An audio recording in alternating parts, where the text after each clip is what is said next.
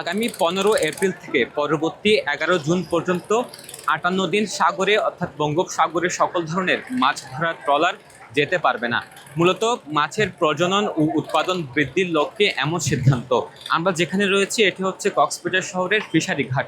এই ঘাট থেকে মূলত বঙ্গোপসাগরে কক্সবাজারের জেলেরা রওনা দেয় মাছ শিকারে এবং মাছ শিকার করে এখানে অর্থাৎ এই ফিশারি ঘাটে এসে ফিরে এবং এখান থেকেই কক্সবাজারের বিভিন্ন বাজারগুলোতে মাছ বিক্রি করা হয়। এই যে 58 দিন একটানা 58 দিন সাগরে মাছ ধরার নিষেধাজ্ঞা, এই নিষেধাজ্ঞার সময়গুলোতে কক্সবাজারের যে জেলেরা তারা দুশ্চিন্তায় পড়েছেন কিভাবে দিন কাটাবেন। এই যে ফিশারি ঘাটে জেলেদের কর্মব্যস্ত সময়ের দৃশ্য দেখতে পাচ্ছি, এটি আগামী 15 এপ্রিল থেকে 58 দিনের জন্য বন্ধ থাকবে এবং এই দৃশ্যগুলো 58 দিন দেখা মিলবে না। জেলেরা যেমনটি বলছেন তারা মাছ শিকারে অভ্যস্ত এবং এই পেশায় তারা জড়িত এবং এই পেশার মাধ্যমে তাদের সংসার চলে। এই যে 58 দিনের নিষেধাজ্ঞার সময়ে তারা কি করবেন সেই দুশ্চিন্তায় এখন তাদের চোখে ঘুম নেই। তারা যেমনটি বলছেন যে সরকারি সহায়তা দেওয়া হয়, নিষেধাজ্ঞার সময় যে সরকারি সহায়তা দেওয়া হয় সেটি প্রকৃত জেলেরা অর্থাৎ কার্ডধারী জেলেরা পায়নি, এমনটি বলছেন। বিগত সময়ের নিষেধাজ্ঞার সময় থেকে মূলত তারা এমন অভিযোগ করে আসছেন। তারা এবার অন্তত দাবি জানাচ্ছেন যে এই সরকার, নতুন সরকারের কাছে তারা যেমনটি দাবি জানাচ্ছেন যে এই যে নিষেধাজ্ঞার সময় সরকারি পক্ষ থেকে যে জেলেদের জন্য ত্রাণ দেওয়া হয়, বরাদ্দ রাখা হয়, সেটি যাতে প্রকৃত জেলেরাই পায়।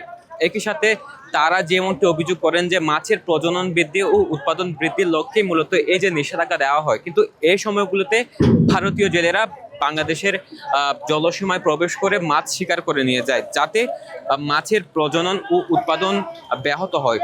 এই সব কিছু অভিযোগ তারা জানাচ্ছিলেন। সেহেতু এই নিষেধাজ্ঞার সময়ে যাতে বঙ্গোপসাগরের জলসীমায় প্রশাসনিক নজরদারি বাড়ানো হয় সেটির দাবি তারা জানাচ্ছিলেন।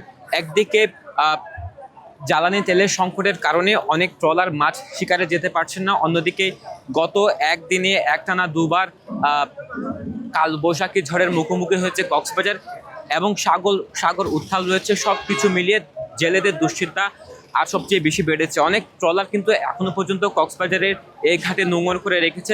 জ্বালানি সংকটের কারণে তারা সাগরে যেতে পারেনি, সেদিক দিয়েও জেলেদের মধ্যে দুশ্চিন্তা। অন্যদিকে যে একটানা 58 দিন নিষেধাজ্ঞা রয়েছে সেই দুশ্চিন্তায় মূলত তারা এখন ভুগছেন। তারা যেটা চিন্তা করছেন যে তাদের আর্থিক যে অভাব সেটি আরো বেশি বেড়ে যাবে এই 58 দিনের নিষেধাজ্ঞার মধ্যে। আমরা কক্সবাজারে যেমনটি দেখি বঙ্গোপসাগরের উপকূলীয় এলাকা হওয়ায় এখানে অধিকাংশ মানুষ জেলে পেশা নিয়োজিত এবং মৎস্য ব্যবসায়ের সাথে জড়িত, এবং এই যে মৎস্য ব্যবসায়ের সাথে যারা জড়িত এবং জেলে পেশায় যারা নিয়োজিত মূলত তারাই সবচেয়ে বেশি দুশ্চিন্তায়। এই 58 দিনের নিষেধাজ্ঞায় তাদের ঘর সংসার কিভাবে চলবে এই দুশ্চিন্তায়। তাদের একই দাবি, সরকারি যে সহায়তা পাঠানো হয় নিষেধাজ্ঞার সময় সেটি যাতে প্রকৃত জেলেরা পায় এমন দাবি তারা করছেন।